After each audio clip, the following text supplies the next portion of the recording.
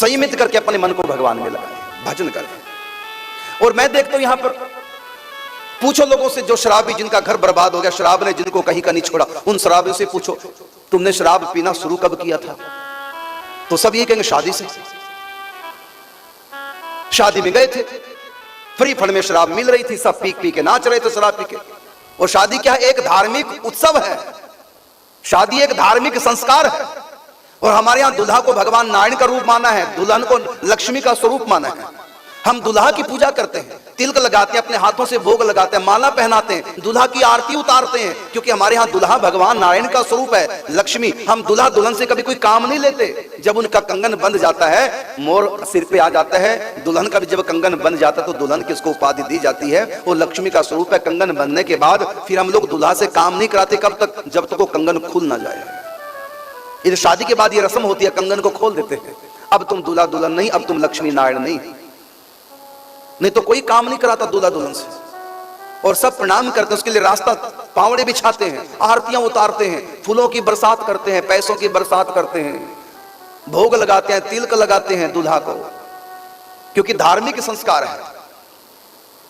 तो ऐसे धार्मिक संस्कार में जहां देवी देवता का पूजन, फिर विवाह मंडप तैयार होता है, वहां कलश की स्थापना, देवताओं की स्थापना, नवग्रहों की स्थापना, फिर अग्नि देवता की स्थापना, उसमें देव मंत्रों के द्वारा अभिमंत्रित करके जय सुविधा, और इस प्रकार हम पूजन करते हैं, हवन करते हैं, देवताओं का आह्वान करते हैं। और वहीं परम श्राप की पेटियां आ रही हैं, पियो श्राप, खाओ मांस।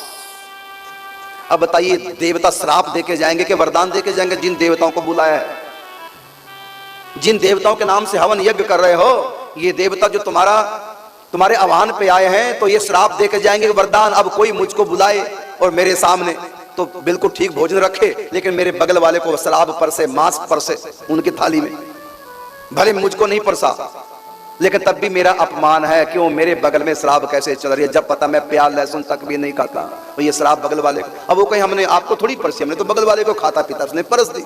अरे भले वो खाता पीता परती, बाहर मरो ना, और किसी समय परस देना। यहां क्यों परसा? जब मुझको बुलाया तो ऐसे व्यक्तियों को क्यों बुलाया जो मांस खाने वाले हैं? जब हमको बुलाया तो उनको मत बुलाओ, जब उनको बुलाया तो हमको मत बुलाओ। तो जब मांस ही परसना है विवाह शादियों में, जब शराब ही परसनी है विवाह शादियों में, तो काय को हवन कर रहे हो? काय को देवताओं की पूजा करके उनको बुला करके उनका तिरस्कार कर रहे हो? वो श्राप देके जाएंगे। इसलिए विवाह शादी का जो उत्सव है, ये धार्मिक संस्कार है, इसमें श्राप मांस ये बिल्कुल बंद होना चाहिए। ये पाप है, राक्षस है वो लोग जो ऐसा कार्य करते हैं। और होने वाली संतान भी राक्षस ही पैदा होगी। बद्दुआ देके गए हैं सब देवता, श्राप देके गए हैं देवता।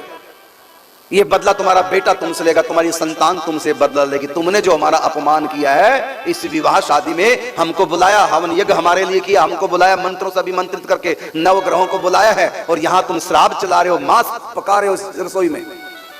हम श्राप देते हैं, गिन गिन के बदले तुम्हारी संतान लेगी। तुमने हमारा अपमान किया है, तुम्हारी संतान तुम्हारा अपमान करेगी। इसलिए हम ऐसा अपराध न करें। ये धार्मिक संस्कार है, इसको धार्मिक संस्कार ही रहने दो, इसको अधार्मिक मत बनाओ।